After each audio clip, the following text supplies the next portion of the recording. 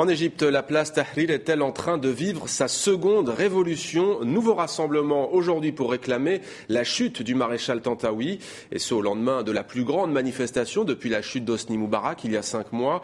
Beaucoup de colère et d'impatience visiblement. Nous sommes en ligne avec Nicolas Burnand. Bonsoir, vous êtes journaliste, vous êtes au Caire, sur la place Tahrir. Sauver la révolution, Nicolas, c'est l'objectif des manifestants?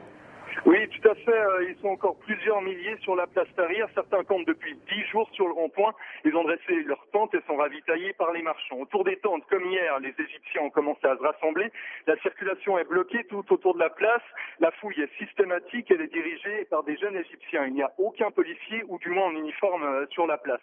Les demandes des manifestants sont claires. Ils réclament des procédures judiciaires contre les anciens du régime accusés de meurtre et de corruption, mais aussi l'accélération des réformes démocratiques, une critique directement adressée au Conseil suprême des forces armées qui dirige le pays. Le slogan qui revient le plus souvent, c'est « Le peuple veut renverser le régime ». Ils expliquent que Moubarak est tombé, mais le régime est toujours en place. Et en discutant, en se baladant sur la place Tahrir avec les jeunes, le discours est toujours le même. Ce n'est pas qu'ils ont l'impression que les choses avancent lentement en Égypte, c'est plutôt qu'ils ont peur que rien ne se passe, notamment le procès contre l'ancien chef de l'État, Hosni Moubarak. Sur la place Tahrir, le mouvement semble parti pour durer cette fois-ci. La semaine dernière, les manifestants avaient été délogés par la force.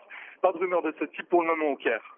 Nicolas Burnand en direct du Caire avec nous. Merci Nicolas, et vous pouvez retrouver sur notre site internet tv5monde.com le carnet de route de toute l'équipe du site internet Irhad, donc sur ce printemps arabe de l'Égypte notamment.